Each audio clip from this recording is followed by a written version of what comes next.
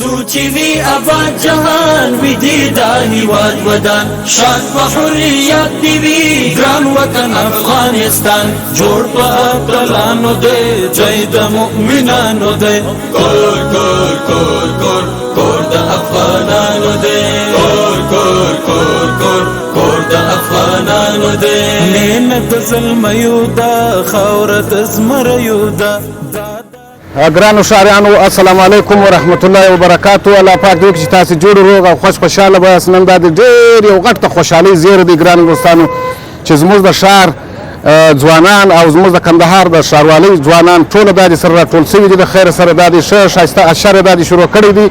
زموږ تاسو د پخوانو خلکو پر چم اشر دی ځکه چې دا اشر په دې باندې دی ګرانو دوستانو هلته چې موږ تاسې کښېنو موږ وایو افغانستان دا زموږ تاسې ګډ کور دی نو نن دا د موږ تاسې په کندهار په ښار کې موږ تاسې کندهار موږ تاسې ګډ کور دی پر ټولو هغه ځوانانو باندې غږ کوو چې تاسې هم دغسې راووځئ د خپل ښار دغه خواپاکي صفایي وکړئ او په تېره بیا د هغه خلکو ته زموږ دغه پیغام دی که دا کورو والا دی که دوکانو والا دی ګوره ګرانو دوستانو دا د یو سبا او بل سبا ژمی دی بارانونه کېږي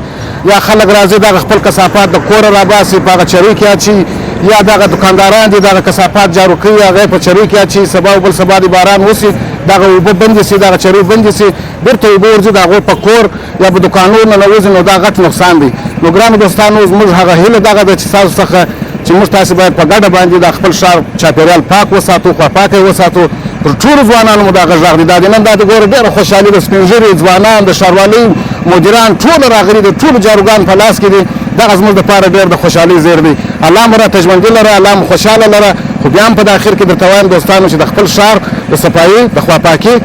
تاسو خیال وساتئ قربان مسلم السلام علیکم ورحمت الله وبرکاتو مینانو دی کور کور کور کور کور د افغانانو دی کور کور کور کور کور د افغانانو دی سیمې ننګ فال دي